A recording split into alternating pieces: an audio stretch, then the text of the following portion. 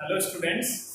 इससे पहले वाली वीडियो में हमने number of atoms per unit cell देखा था। ठीक है, number of atoms per unit cell को हम Z से रिप्रेजेंट करते हैं। ठीक है, मतलब एक एटम जो हमारी यूनिट सेल है उसके अंदर कितने टोटल एटम्स पार्टिसिपेट कर रहे होंगे। ठीक है, ये हमने काउंट किया है पिछले में और मैथमेटिकली कैलकुलेट भी किया है। अब इसके बेसिस पे हम पैकिंग फ्रैक्शन वाले टॉपिक पे जाएंगे जो कि एनसीईआरटी का नेक्स्ट टू नेक्स्ट टॉपिक है। इससे जो नेक्स्ट टॉपिक बुक में दिया है बेटा वो क्लोज्ड पैक्ड स्ट्रक्चर्स है। ठीक है, क्लोज्ड पैक्ड स्ट्रक्चर्स थोड़ा सा थ्योरेटिकल टॉपिक है, इसीलिए उसे पैकिंग फ्रैक्शन के बाद पढ़ाएंगे। उसमें से जितना पार्ट मेरे लिए यूजफुल है मैं उतना तुम्हें यहाँ पे बता दूंगा। ठीक है, तो देखो हम क्या स्टार्ट करेंगे बेटा, पैकिंग फ्रैक्शन।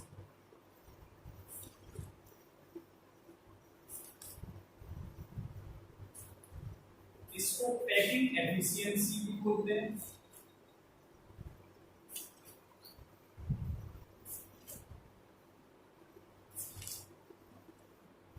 पैकिंग एफिशिएंसी, ठीक है, तो दोनों चीजें एक ही है। पैकिंग फ्रैक्शन ये वर्ड कहां से आया, देखो मेरे पास यूनिट सेल है। ठीक है, यूनिट सेल तुम जानते हो, क्यूबिक। ठीक है, उसमें क्या होता है बेटा, जो कॉर्नर्स के पार्टिकल है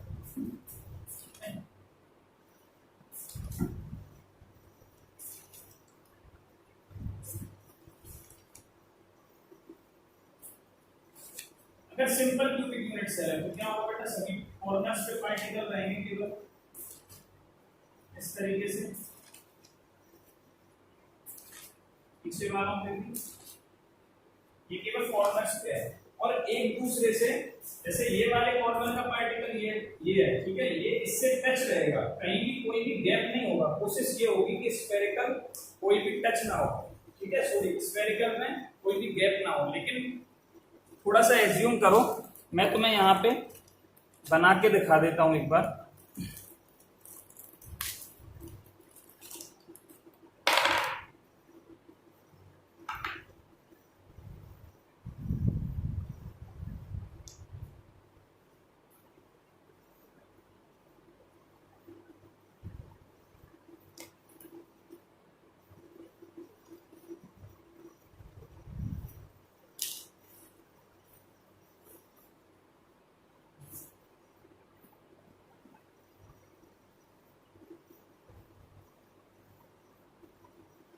ठीक है, देखो ये एक यूनिट सेल है। अब इस यूनिट सेल में, इसमें जो मॉडल के अंदर जो पार्टिकल्स लगे हुए कॉर्नर्स पे, सिंपल क्यूबिक यूनिट सेल है, प्रिमिटिव टाइप की। ये जो पार्टिकल्स है ये ऐसे कुछ इस तरीके से होते हैं, थोड़ा बड़े कर दो साइज में और एक दूसरे से अटैच कर दो तो कहीं भी कोई भी गैप खाली नहीं रहेगा। लेकिन फिर भी जब स्फेरिकल बॉल्स आपस में टच होती हैं, ठीक है,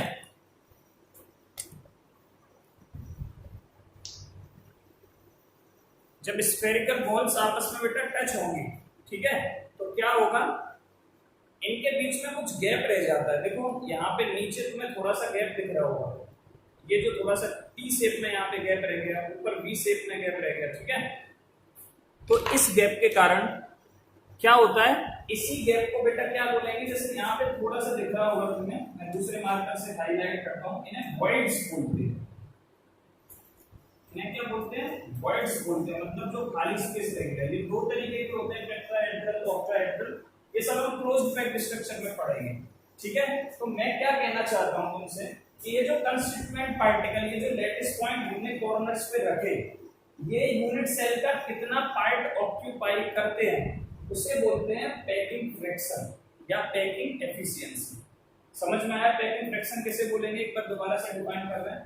लेटिस पॉइंट्स और कंस्टिट्यूएंट पार्टिकल यूनिट सेल का कितना पार्ट ऑक्यूपाई कर रहे हैं उसे क्या बोलेंगे बेटा, पैकिंग एफिशिएंसी और पैकिंग फ्रैक्शन। हाँ, ये पैकिंग फ्रैक्शन अब हम कैलकुलेट करेंगे अलग अलग टाइप ऑफ यूनिट सेल के लिए। ठीक है, सबसे पहले एक बार जनरली डिफाइन कर लेते हैं मैथमेटिकली। ठीक है, पैकिंग फ्रैक्शन क्या होगा,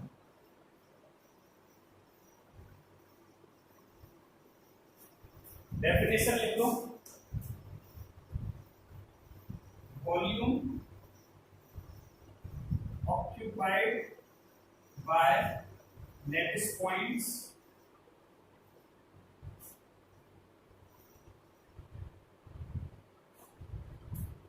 the volume of a unit cell occupied by lattice points is called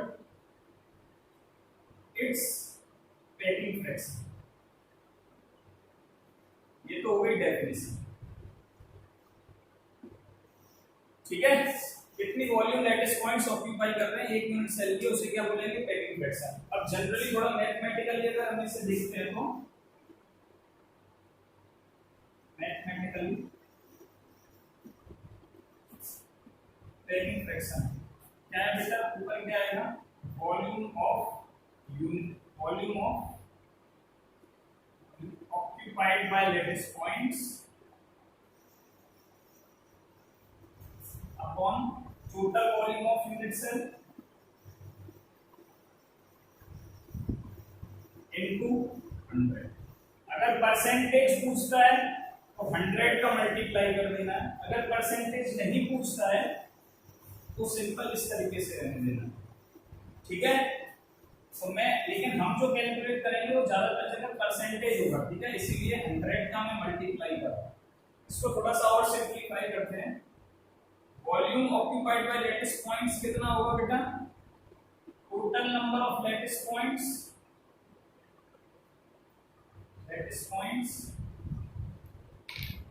into volume of one lattice point.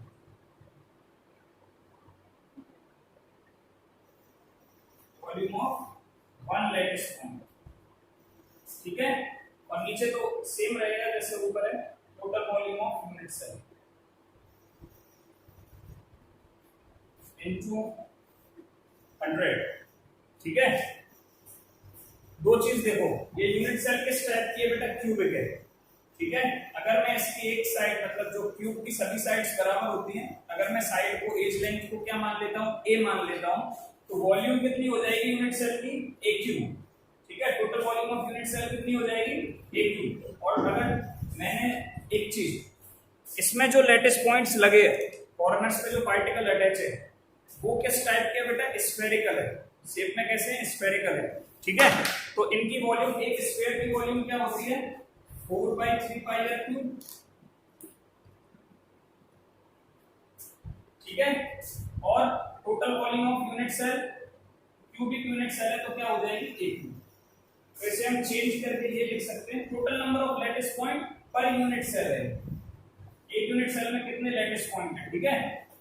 ये total number of lattice point per unit cell हमने पिछले वाले लेक्चर में कैलकुलेट किया है, जिसे हम z से रिप्रेजेंट कर रहे थे, ठीक है। तो फॉर्मूला क्या बन जाएगा, z * 4/3πr³ upon a³ into 100, ठीक है। ये आ गया packing fraction, percentage of packing fraction. और जनरलाइज कर देते हैं, तो 4/3π इनटू z इनटू r/a³, ये तुम्हें याद रखना है, ठीक है। क्वेश्चन डायरेक्ट हो जाएंगे अगर तुम्हें ये वाला फॉर्मूला याद है, ठीक है। चलो अब एक एक करके सभी टाइप की यूनिट सेल के लिए हम पैकिंग फ्रैक्शन कैलकुलेट करेंगे। इससे पहले बेटा percentage of packing fraction for simple cubic unit cell, ठीक है। इसको शॉर्ट में मैंने SC लिख दिया, ठीक है।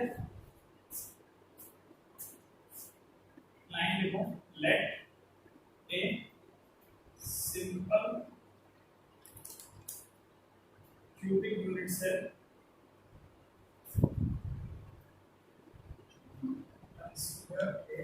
simple cubic unit cell of edge length a and radius of lattice point b, ठीक है। एज की लेंथ क्या मानेंगे, a, और हमने रेडियस क्या मानी है बेटा, लैटिस पॉइंट की r, ठीक है। ये सिंपल क्यूबिक यूनिट सेल का फिगर बना लो साइड में। क्या होगा, कॉर्नर्स पे पार्टिकल प्रेजेंट है, इस केवल दो पार्टिकल दिखा रहा हूँ, ठीक है, जहां से मेरे को जरूरत है। सभी कॉर्नर पे प्रेजेंट रहेंगे, यहाँ भी है, पीछे वालों पे भी है, नीचे वालों पे भी और उनके पीछे वालों पे भी, ठीक है। ये सिंपल क्यूबिक यूनिट सेल है जहां पे कॉर्नर पार्टिकल प्रेजेंट है, ठीक है। देखो ये रेडियस हमने कंसीडर कर ली, फिक्स कर दिया कि एक लैटिस पॉइंट की रेडियस कितनी होगी बेटा, r होगी। तो ये वाली की रेडियस यहां से यहां तक का डिस्टेंस r, ठीक है। और एज लेंथ कितनी है, a, ये फिक्स कर दिए इन दोनों चीज, ठीक है। तो फ्रॉम फिगर में ये चीज लिख सकता हूं, from figure a equals to r, equation 1, ठीक है। Now percentage of packing fraction क्या होता है, volume occupied by lattice point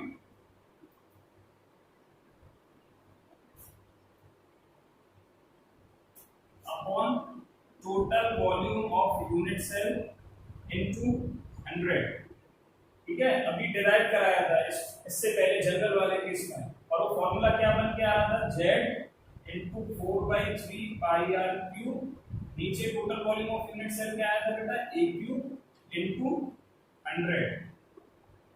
simple cubic के लिए मैंने तुम्हें बोला था याद करके रखना है, z की वैल्यू हर एक के लिए तुम्हें याद होनी चाहिए। z कितना होगा बेटा, 1। इसको पहले थोड़ा और सिंपलीफाई कर लो, 4/3 पाई into z into r by a cube into 100। अब वैल्यूज पुट कर दो, 4/3 पाई z की जगह 1 रख दोगे into r as it is, a की वैल्यू हमने कैलकुलेट की है, ठीक है। तो a की जगह मैं 2r रख दूंगा बेटा, cube into r, 2r cancel हो जाएगा, ठीक है। 4/3 पाई 1/8 इनटू 100, 4 2 8, ये क्या आ गया बेटा, ऊपर केवल पाई बचा, पाई/6 इनटू, ये वाले टर्म्स में भी तुम्हें आंसर याद होना चाहिए। पाई के टर्म्स में मैं यहाँ पे लिख दे रहा हूँ, packing fraction for simple cubic, एक तो आंसर आएगा पाई/3 इनटू पाई/6 इनटू 100, ठीक है। और अभी हम जो, अगर तुम पाई की वैल्यू ना सब्स्टिट्यूट करते हो इस वाली इक्वेशन में, तो क्या बन जाएगा, 3.14 डिवाइडेड बाय 6 इनटू 100, कैलकुलेट करोगे बेटा 52.4% आंसर है। कितना आ रहा है, 52.4। ये आ गया पैकिंग फ्रैक्शन किसके लिए, सिंपल क्यूबिक यूनिट से, ठीक है।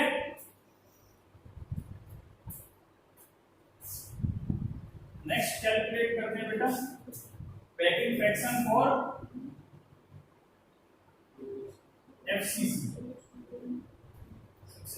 एफसीसी करते हैं, ठीक है। देखो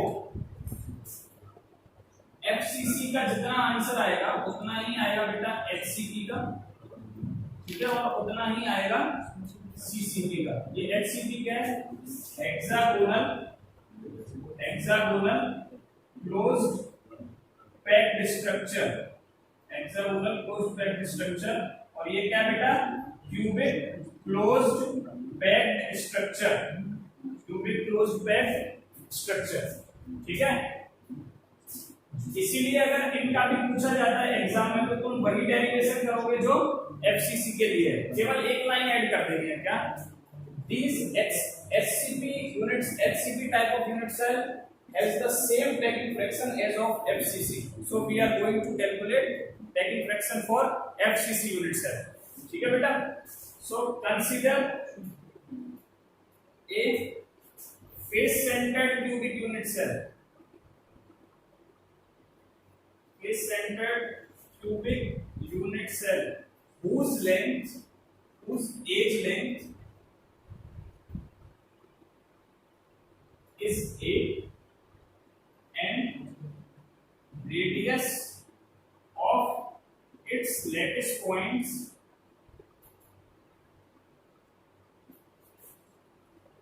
is r, ठीक है, एक face centered cubic unit cell draw करो यहाँ पे।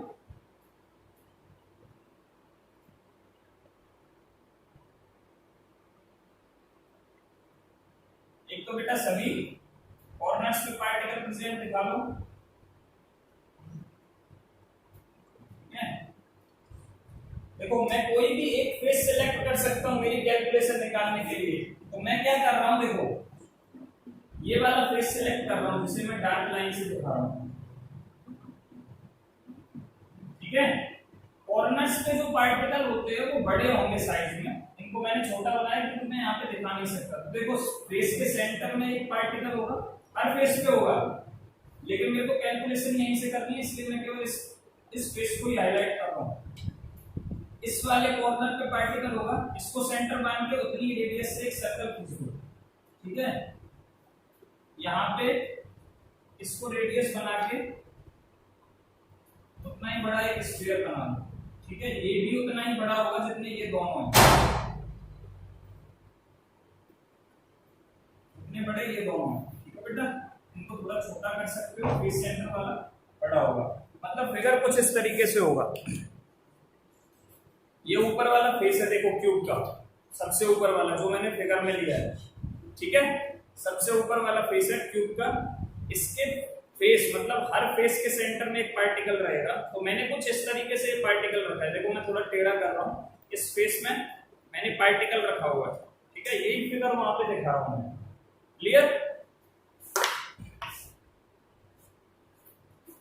देखो इसको मैं बोल देता हूं बेटा ए, इसे बोल दे रहा हूं मैं बी, और इसे बोल दे रहा हूं मैं सी, ठीक है। एक फेस डायगोनल ड्रॉ कर लो, ए टू सी जाएगी फेस डायगोनल, ठीक है।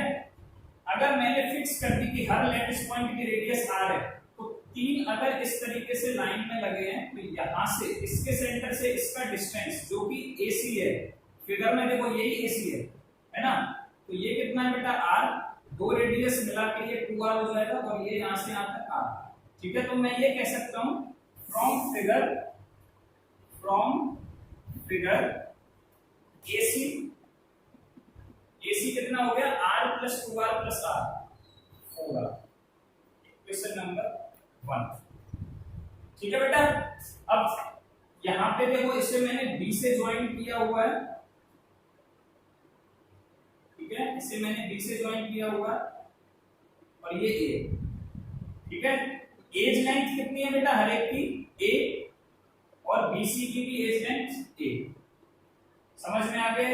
तो देखो ये राइट एंगल ट्रायंगल बन गया ABC।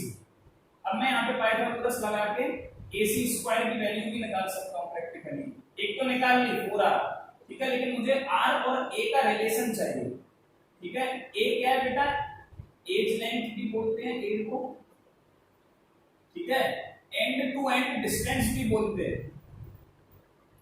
And to end distance भी बोलते हैं, और लेटिस पैरामीटर भी बोलते हैं। इन तीनों में से कोई भी नाम देखने को मिल सकता है, edge length, end to end distance और लेटिस पैरामीटर, ठीक है। तो पाइथागोरस थ्योरम लगा दो in triangle ABC, use Pythagoras theorem. क्या होगी बेटा, AC square equals AB square plus BC square, ठीक है। AC स्क्वायर अभी हमने यहाँ पे फ्रॉम इक्वेशन 1 से मैं यहाँ पे वैल्यू पुट कर रहा हूँ, कितना आ जाएगा 4r स्क्वायर, ठीक है बेटा। AB कितना है देखो, ये एज लेंथ हमने a मानी है, ये भी BC भी a होगी क्योंकि मैंने अलग से दिखाया हुआ है, ठीक है। ये a स्क्वायर प्लस ये a square, 16r square equals 2a square, therefore ये कैंसिल हो जाएगा, a square equals to 8r square and therefore a equals to 2√2, equation number, ठीक है। यहां तक समझ में आया। अभी हम टेकिंग फ्रैक्शन निकालेंगे इसके बेस पे, तो मैं हर एक में क्या करना है, सबसे पहले a और r का रिलेशन पता होना चाहिए हर एक के लिए, ठीक है। उसके बेसिस पे तुम क्या निकाल सकते हो बेटा, क्या निकाल सकते हो, सबका पैकिंग फ्रैक्शन। देखो सिंपल क्यूबिक के लिए क्या रिलेशन था, a इक्वल्स टू 2r था, ठीक है। ऐसे ही मैं पैकिंग ये एफसीसी के लिए भी ये रिलेशन लिखूंगा, लास्ट में समरी बना देनी है। अब आ जाओ परसेंटेज ऑफ पैकिंग फ्रैक्शन पे। परसेंटेज ऑफ पैकिंग फ्रैक्शन फिर से फॉर्मूला क्या है बेटा, volume occupied by lattice point divided by total volume of unit cell into 100। अगर एग्जाम में डेरिवेशन पूछता है तो तुम्हें पहले जनरलाइज फॉर्मूला लिखना है, फिर फॉर्मूला बनाना है, जैसे मैंने तुम्हें सबसे पहले बनाना सिखाया था, ठीक है। पहले क्या लिखोगे, volume occupied by lattice points divided by total volume of unit cell into 100। फिर से मैंने तोड़ा था कि total number of lattice points per unit cell, जिसे हम z बोलते हैं, into volume of one lattice point 4/3 pi r cube upon a cube into 100। फिर से मैंने जनरलाइज कर दिया था, pi into z into r by a cube into 100। FCC के लिए z क्या होता है बेटा, 4 होता है, क्या 1 नहीं 4 होगा, ठीक है। z की वैल्यू सब्स्टिट्यूट कर दो और a की वैल्यू इक्वेशन नंबर 2 से सब्स्टिट्यूट कर दो, 4/3 इनटू पाई इनटू z कितना हो गया 4 r अपॉन a कितना हो गया बेटा 2 2 जा 4 2 जा 8 इनटू 2√2 r। a की वैल्यू यहां से सब्स्टिट्यूट कर दी है मैंने सिंपल, ठीक है, 2√2 r नहीं 2 तो बात कर 2√2 r इनटू 100, ठीक है। चलो 4/3 into pi into 4 into r to r cancel हो गया, क्या आएगा देखो, 2 का क्यूब बेटा 8, √2 का क्यूब करोगे तो √2 इनटू √2 इनटू √2 2 √2 बन जाएगा 8 इनटू 2 √2। तो 8 इनटू 2 की जगह मैं यहीं पे एक स्टेप अपना कम कर रहा हूं, 16√2 लिख दे रहा हूं डायरेक्ट इनटू 100, ठीक है।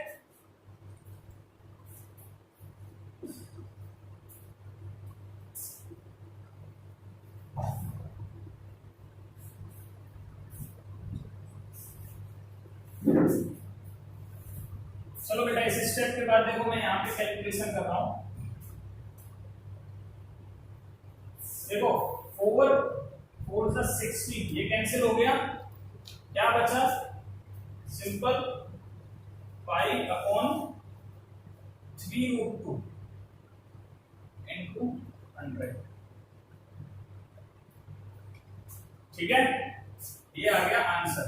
एक तो ये आंसर हो सकता है, अगर मैं यहाँ पे पाई की वैल्यू सब्स्टिट्यूट कर दूं और √2 की, तो आंसर चेंज भी होगा। तो एक आंसर तो यहाँ पे तुम ये लिख लोगे, जैसे मैंने पैकिंग फ्रैक्शन और एससी लिखा था, ऐसे फेस सेंटर्ड क्यूबिक के लिए मैं यहाँ पे समराइज कर रहा हूँ। एक आंसर क्या हो सकता है, पाई/3√2 इनटू 100। देखो जब कंपटीशन में क्वेश्चन पूछे जाते हैं ना, तो इस तरीके के ऑप्शंस देखने को मिलते हैं हमेशा। फिर तुम लोग बोलोगे 52.4% सिखाया था सर हमें, तो ये कहां से आ गया, ठीक है। वो कुछ नहीं होता, बस बीच के स्टेप का दे देता है डायरेक्ट। और एक स्टेप सॉल्व कर सकता है, √2 की वैल्यू रख दे, पाई की वैल्यू ना रखे, या पाई की रख दे √2 की ना रखे, ठीक है। लेकिन अभी हम नेक्स्ट स्टेप पे जाएंगे।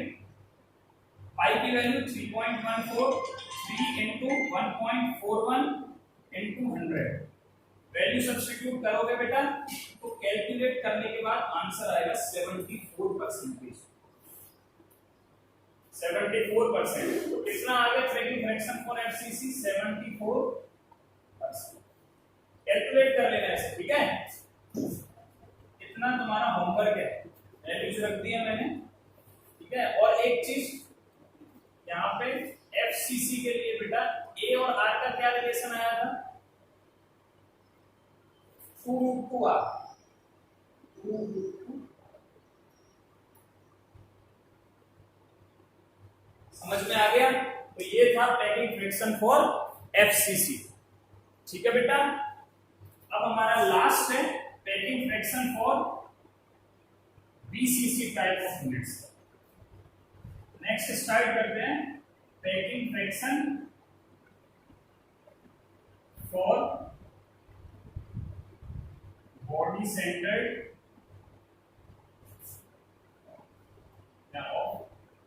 body centered cubic units।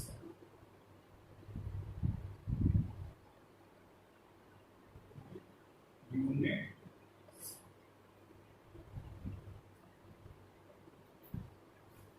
ठीक है।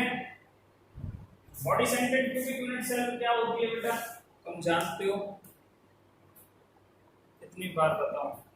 ये यूनिट सेल है, ये पूरी यूनिट सेल की बॉडी में एक और पार्टिकल होगा, ठीक से दिख रहा है, पूरे यूनिट सेल के बॉडी सेंटर पे एक और पार्टिकल होगा स्फेरिकल, ठीक है, इसे बॉडी सेंटर बोलते हैं, ठीक है। अच्छा ये किस पे लाई कर रहा होगा, अगर मैं यहाँ पे एक बॉडी डायगोनल ड्रॉ करता हूँ बेटा, है ना, ये मान लो एक बॉडी डायगोनल है, मार्कर से ही रिप्रेजेंट कर रहा हूँ, ये रखिए देखो बॉडी डायगोनल, आगे के एक कॉर्नर से ये ग्रे वाले को ये ग्रीन वाले से टच कर दूं, क्या बोला बेटा, ये ग्रे वाले को ये ग्रीन वाले से टच कर दूं, या यहाँ से ये ग्रीन वाले को ये ग्रे वाले से टच कर दूं जो मैंने पकड़ रखा है, तो ये बॉडी डायगोनल पड़ी है देखो, और सबसे लंबी साइड यही डायगोनल होगी इस यूनिट सेल में, सबसे लंबी साइड यही डायगोनल होगी, ठीक है। तो ये इस पे लाई कर रहा होगा, अगर ये बॉडी डायगोनल है, ये सेंटर से होके जा रही होगी ना बॉडी के, यहाँ से ये यहाँ पे और यहीं से होके बॉडी डायगोनल जा रही है, ये मेरी उंगली रखी है, ठीक है। तो ये समझ में आ गया, body centred cubic unit cell कैसी होगी। फिगर बनाओ सबसे पहले, फिगर देखो, पैकिंग फ्रैक्शन निकालने के लिए फिगर बहुत इंपॉर्टेंट है, अगर फिगर समझ में आ जाता है तो चीजें अपने आप कैलकुलेट हो जाएंगी, और बोर्ड में डेरिवेशन पूछता है, और ज्यादातर बॉडी सेंटर्ड का पूछता है, क्योंकि सबसे लंबा इसी का डेरिवेशन है, ठीक है, तीनों के अंदर, इसीलिए body centred cubic unit cell का। और कंपटीशन में कैसे क्वेश्चन पूछेगा तो मैं तुम्हें बता दूंगा, ठीक है, उसके लिए वेट करो थोड़ा सा। देखो एक ये जो पॉइंट है जहां पे मैंने डॉट किया, और एक ये वाला पॉइंट सबसे नीचे वाला, ठीक है, यहाँ पे मैं एक बॉडी डायगोनल ड्रॉ कर रहा हूं बेटा, ठीक है, यहाँ पे मैं एक बॉडी डायगोनल ड्रॉ कर रहा हूं। अब ये मैंने बॉडी डायगोनल ड्रॉ की,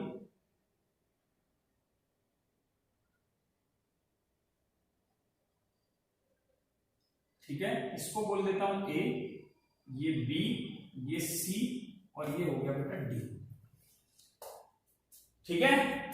देखो अब यहां पे बॉडी के सेंटर में एक पार्टिकल होगा स्फेरिकल, जो मैं तुम्हें भी दिखा रहा था फिगर में, ठीक है, एक पार्टिकल कॉर्नर पे होगा बेटा, एक पार्टिकल इस कॉर्नर पे होगा, और ये इस तरीके से एक दूसरे से ज्वाइंट होंगे, ठीक है। यहां पे एक लाइन लिख लो, consider a body centred cubic unit cell of edge length a, ठीक है बेटा, सभी एज की लेंथ क्या हो गई a, and radius of lattice points is r, है ना, जितने भी लैटिस पॉइंट जो मैंने बनाए, ठीक है, और भी होंगे, हर एक कॉर्नर पे होगा, लेकिन मुझे इन्हीं से काम है, मैं इन्हीं से अपनी टेक्निकल एफिशिएंसी को मैं मतलब डिराइव करके दिखा दूंगा, कैलकुलेट कर सकता हूं, इसीलिए केवल मैंने ये बनाया फिगर में। तो इस वाले लैटिस पॉइंट की रेडियस बेटा आर, यहां से यहां तक, ये दो रेडियस हो गई, मतलब डायमीटर क्या होती है बेटा 2r होती है, तो मैं ये बोल सकता हूं यहां से यहां तक का डिस्टेंस कितना हो जाएगा 2r, और इस वाले की रेडियस r, ठीक है। तो बेटा फ्रॉम फिगर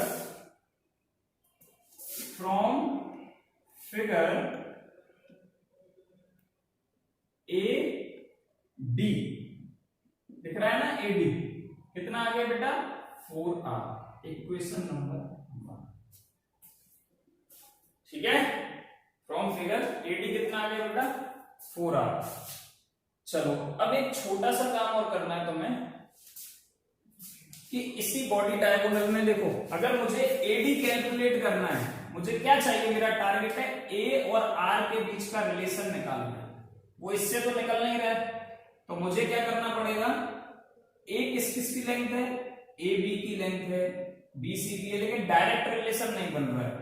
मैं एक और डायगोनल ड्रॉ करता हूं, फेस डायगोनल, ये जो आगे वाला फेस है ना, क्यूबिक यूनिट सेल तो बनी हुई है, देखो ये यहां पे है, मैंने कौन कौन से पार्टिकल ड्रॉ किए, ये पॉइंट ए है, ठीक है बेटा, ये बी है, ये सी है, और ये पीछे वाला डी है, ए बी सी और डी, और ए डी ये है, ए डी डायगोनल ड्रॉ की। अब मैं क्या करूंगा, ए सी, ठीक है, ए सी डायगोनल और ड्रॉ करूंगा, ये क्या है, फेस डायगोनल, जो थोड़ी देर पहले हमने कैलकुलेट की थी, ठीक है, ए सी क्या है बेटा, फेस डायगोनल। तो एक नई डायगोनल ड्रॉ कर रहा हूं मैं, आगे वाले फेस के ऊपर जो डायगोनल आ रही है, ठीक है, इसे ड्रॉ कर रहा हूं मैं,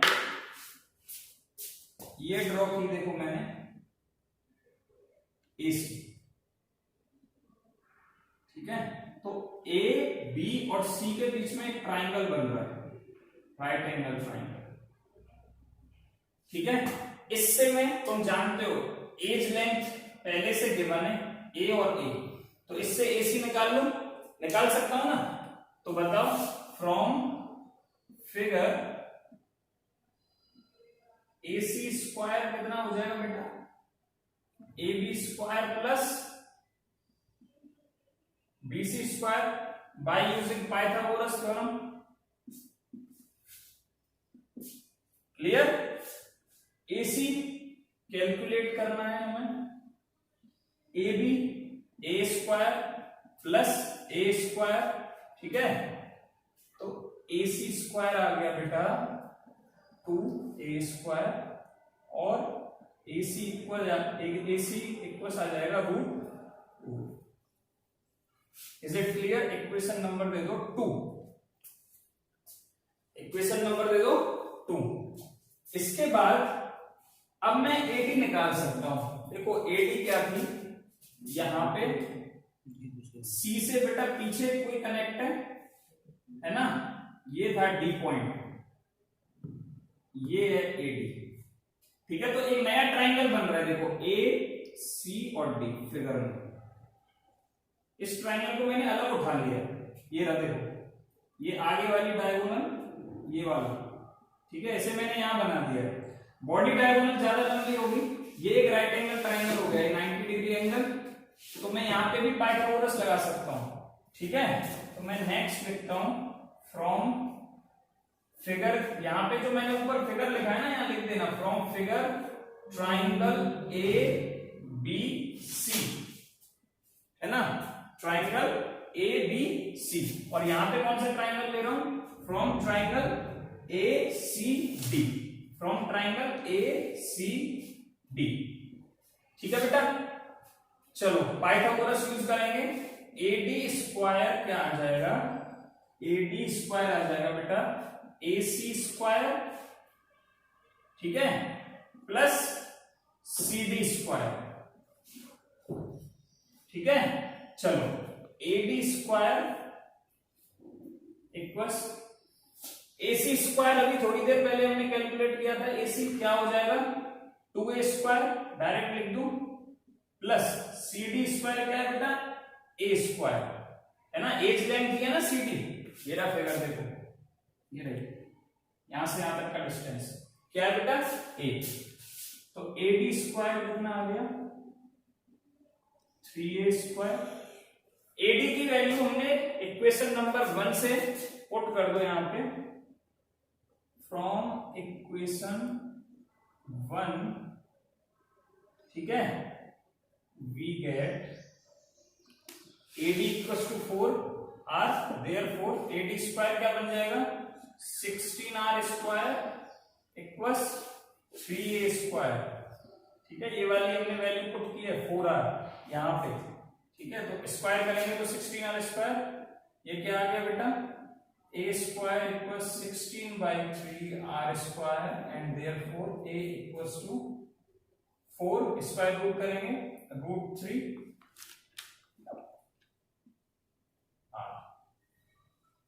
ये रिलेशन आ गया बेटा किस किस के बीच का, एज लेंथ या लैटिस पैरामीटर और रेडियस का, ठीक है, ए और आर का हमारे पास रिलेशन डिराइव हो गया। अब हम क्या कैलकुलेट कर सकते हैं, पैकिंग फ्रैक्शन या पैकिंग एफिशिएंसी हम कैलकुलेट कर सकते हैं। चलो करते हैं। तो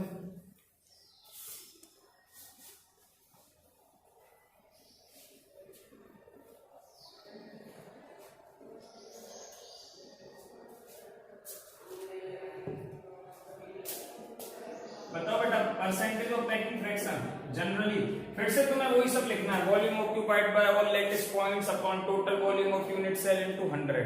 तुम जब डेरिवेशन कर रहे हो तो तुम्हें वो सब लिखना है, मैं स्किप कर रहा हूं, ठीक है, क्योंकि 2 बार बता चुका हूं मैं। क्लियर? तो फॉर्मूला मैंने जो लास्ट में परसेंटेज ऑफ पैकिंग फ्रैक्शन का डिराइव किया था वो ये था, 4/3 pi into z into r by a cube into 100। यही है पैकिंग फ्रैक्शन। बीसीसी के लिए, सिंस फॉर बीसीसी जेड कितना होता है बेटा, 2 होता है ना। Number of atoms per unit cell कितने होते हैं, 2 होते हैं बीसीसी के केस में। तो percentage of packing fraction 4/3 pi into Z, 2 value put करो, आर ए की वैल्यू कहां से रखोगे, इक्वेशन नंबर 3 से, 4/√3 आर क्यूब इंटू 100। बस इसे सॉल्व कर दो, आंसर आ जाएगा। ठीक है, 4/3 into pi into 2 into R2 cancel, ये √3 बेटा ऊपर आ जाएगा, न्यूमरेटर के साथ मल्टीप्लाई होगा, तो √3/4 का क्यूब इंटू 100। ठीक है, 4/3 इंटू पाई इंटू 2 इंटू √3 का क्यूब, 3√3 और 4 का क्यूब आ जाएगा बेटा 64। क्या आ जाएगा, 64 इंटू 100। ठीक है, कैंसिल कर दो, 4 से कैंसिल होगा बेटा 16 टाइम्स, 8 टाइम्स। ठीक है, ये 3 से ये 3 कैंसिल, क्या बचा ऊपर, पाई √3/8 इंटू, एक तो ये आंसर आ गया, पाई √3 8 इंटू 100। ठीक है, और इसे कैलकुलेट करके एक और आंसर हमें मिलेगा जो एग्जैक्ट वैल्यू होगी,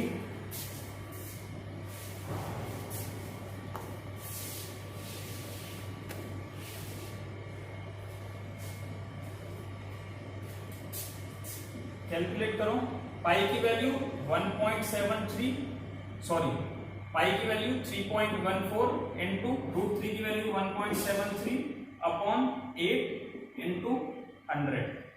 इसे जब तुम कैलकुलेट करोगे बेटा तो ये एग्जैक्ट आएगा 68%। कितना आएगा, 68%। तो हमें बीसीसी के लिए 3 पैकिंग फ्रैक्शन मिल गया। अब हमें बीसीसी के लिए 3 कंक्लूजन याद रखने हैं फॉर बीसीसी, जैसे हमने एससी के लिए बनाए, एफसीसी के लिए बनाए। एफसीसी वाला सेम होगा एचसीपी के लिए और सेम होगा बेटा सीसीपी के लिए, ये मैंने तुम्हें बता दिया था। हेक्सागोनल क्लोज पैक्ड स्ट्रक्चर और क्यूबिक क्लोज पैक्ड स्ट्रक्चर के लिए सेम फॉर्मूले अप्लाई हो जाएंगे। ठीक है, और बीसीसी के लिए ए और आर का रिलेशन 4/√3 आर। ठीक है, एंड पैकिंग फ्रैक्शन कितना आएगा बेटा, ये परसेंटेज ऑफ पैकिंग फ्रैक्शन का आंसर लिख रहा है यहां पे। ठीक है, कितना आया, पाई के टर्म्स में पाई √3/8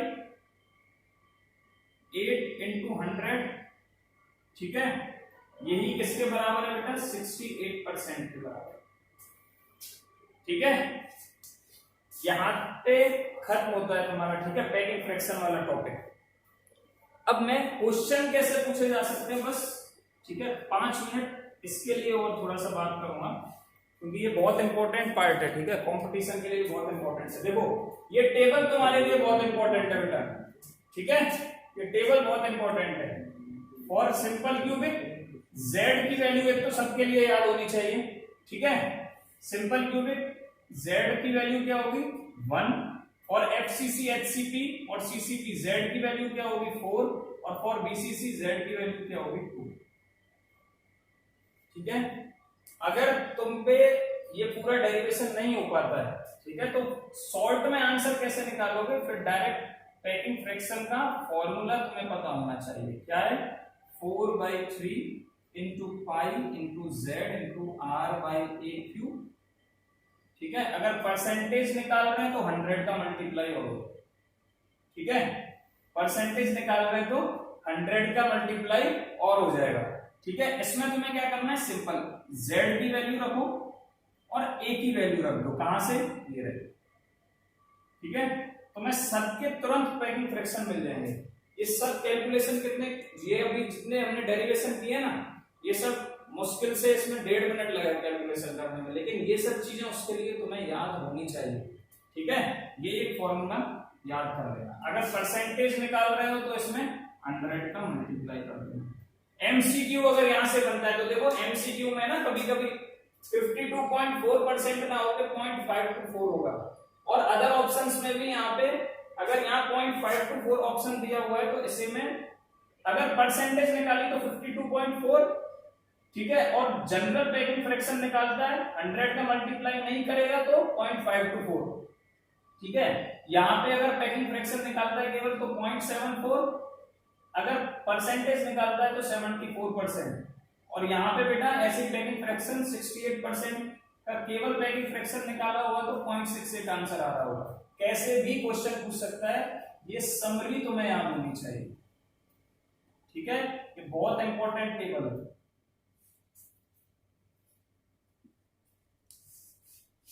ठीक है बेटा, तो यहां पे हम ये लेक्चर खत्म करते हैं। नेक्स्ट हम अगले वीडियो में देखेंगे। Thank you.